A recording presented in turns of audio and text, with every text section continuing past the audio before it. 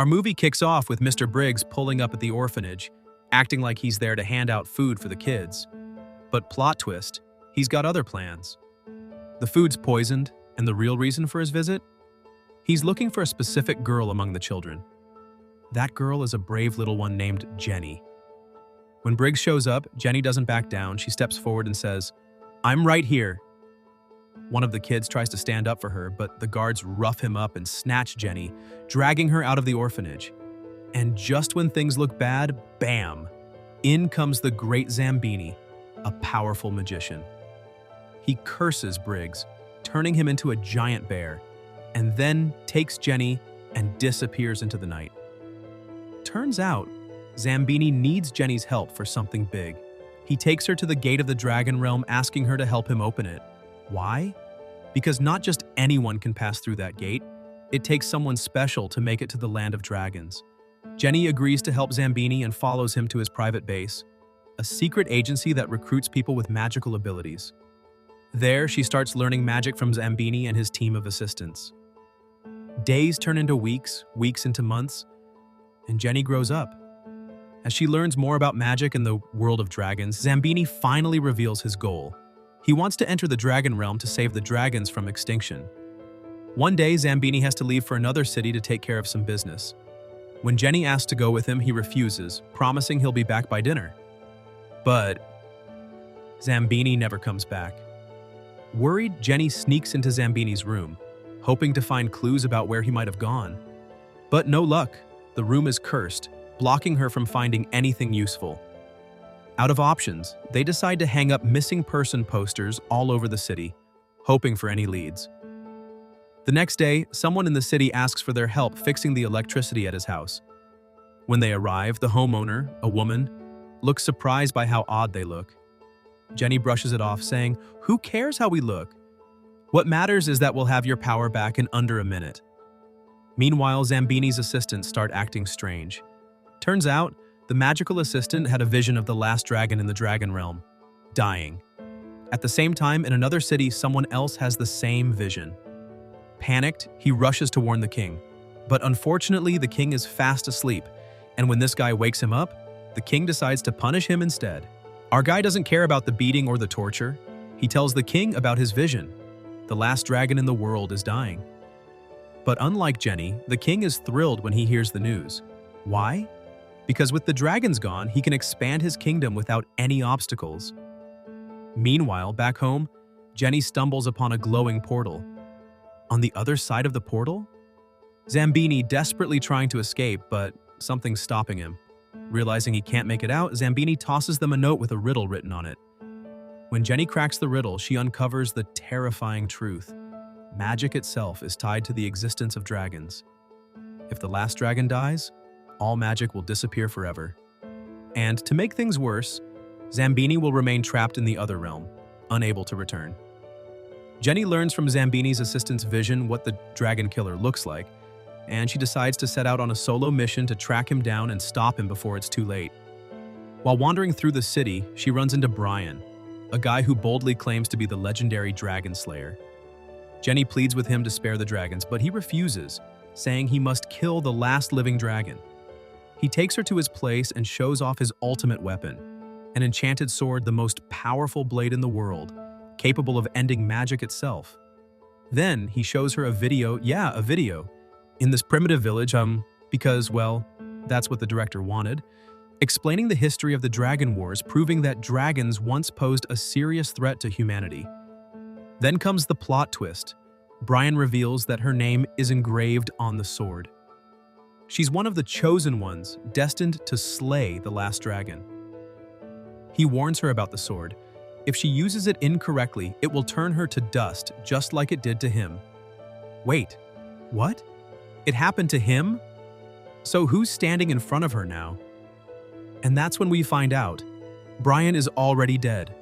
The whole time she's been talking to a projection of him through a magical screen. This realization leaves Jenny in a bind. If she doesn't kill the last dragon, she'll end up just like Brian, trapped in limbo, neither alive nor dead. Torn between duty and conscience, Jenny decides to leave the sword behind and run. But before she gets far, the king's guards... Yep, the same ones we saw earlier show up and capture her. Jenny is dragged before the king, who demands that she fulfill the prophecy and kill the dragon. But she flat out refuses. Furious, the king orders his guards to throw her in prison. The king's sorcerer tries to talk some sense into him, urging him to reconsider his decision. They need Jenny to complete her mission as soon as possible. Reluctantly, the king decides to release her, but not without a warning. She must kill the dragon, or he'll deal with her in his own way. Jenny leaves the palace, but little does she know someone is following her, waiting for the right moment to strike. Just as things get tense, she hops into a car she randomly finds parked nearby. Turns out, it belongs to the orphanage she grew up in. After a while driving around, the car takes her somewhere unexpected. The Dragon Realm. And strangely enough, it seems like the entire realm was waiting for her arrival. People swarm her, and even TV channels start interviewing her. Honestly, buddy, I have no idea what time period this story is supposed to be in. Medieval vibes? Modern? A mix? Your guess is as good as mine. Anyway, Jenny quickly realizes that everyone around her is desperate for her to change her mind and kill the dragon. But she stands her ground, refusing to give in. Overwhelmed by the press and the pressure, she runs off, eventually finding herself in the heart of the Dragon Mountains. It's here that Jenny finally comes face to face with the last dragon. Terrified at first, she cautiously explains that she's not here to kill him. All she wants is to save Zambini from the magical portal that's holding him captive. But the dragon reveals a painful truth. The only way to break the portal's curse and free Zambini is to kill him. The death of the last dragon would destroy all magic, and with it, the spell on the portal would vanish. Heartbroken and torn, Jenny returns home, still unsure of what to do. She's stuck between saving her mentor and preserving the magic that's tied to the dragon's existence. For now, all she knows is that she can't give up. She has to keep searching for another way to save Zambini. Using magic, Jenny and her crew managed to pinpoint the last place Zambini was seen before he disappeared. When they arrive, they witness a magical replay of his final moments, just before he was kidnapped. That night, Jenny dreams of Zambini. He's trying to talk to her, but no matter how hard she tries, she can't hear his voice. The next morning, the group brainstorms. They're stuck wondering, would killing the last dragon really break the portal's spell? Or was there another way? That's when someone remembers an ancient book about dragons that might hold the answers. The problem?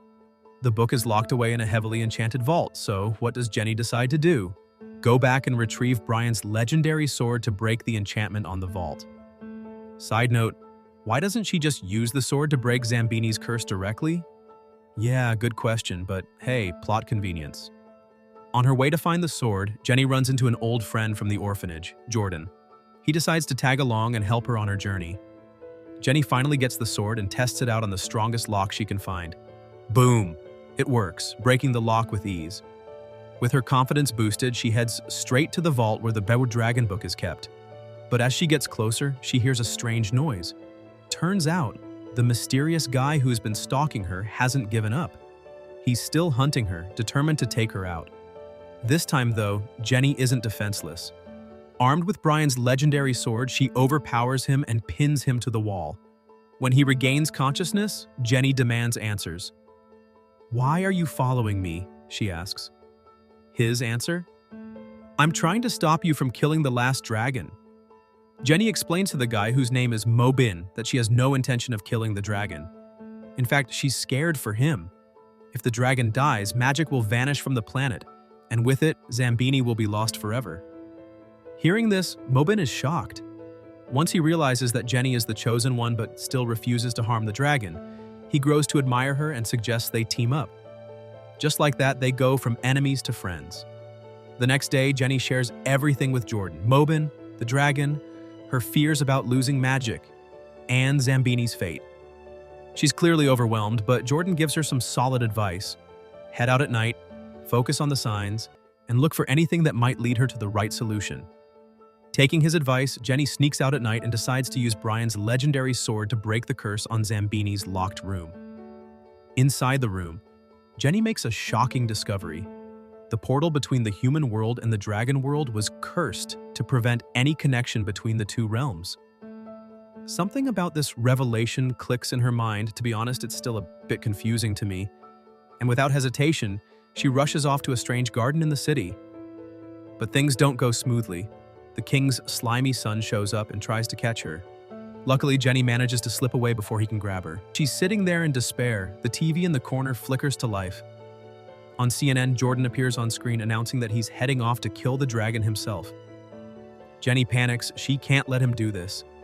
She decides to stop him, but before she can leave, the king's soldiers start chasing her down, determined to kill her. Just when things look hopeless, Mobin shows up at the perfect moment and saves her. But the king's vile son isn't far behind. He attacks Mobin and knocks him to the ground, leaving him injured. Desperate and running out of time, Jenny grabs Brian's legendary sword and sprints through the crowded streets, heading straight for the dragon realm. When she finally reaches the land of the dragons, she spots Jordan, ready to strike. She tries to reason with him, begging him to stop, but what she discovers leaves her heartbroken. Jordan doesn't care about the dragon, about her, or about anyone else. All he wants is to kill the dragon and collect the king's reward money. Unable to stop him, Jenny watches as the dragon takes matters into its own hands. In one swift, fierce move, the dragon kills Jordan. Jenny stands before the last dragon, heart pounding, tears in her eyes. She apologizes to the creature, knowing that what she's about to do is unforgivable. "I'm so sorry," she says, "but I have to kill you. It's the only way to fix everything, to bring back Zambini, save magic, and protect humanity from the king's madness." Jenny raises the sword, her hands trembling, and strikes the dragon, killing it. As the dragon falls, magic vanishes from the city, and the portal separating the human world from the dragon realm finally opens. But then, something unexpected happens. Other dragons start emerging, ready to wage war on humanity. Chaos erupts, but the royal guards manage to fight them off and take them down. Jenny, however, returns home completely devastated. She knows she'll never see Zambini again, and the guilt of killing the dragon weighs heavily on her. But just when it seems like all hope is lost, something strange happens. Magic begins to return, spreading through the city like wildfire. The dragons reappear, stronger and more majestic than before. And then, to her shock, Zambini himself reappears. Though he's weak, drained of much of his energy. Zambini thanks Jenny, claiming that she saved the world, though honestly, from what, even I'm not sure. And with that, our story comes to an end. If anyone can make sense of this wild ride, please drop an explanation in the comments. Peace out.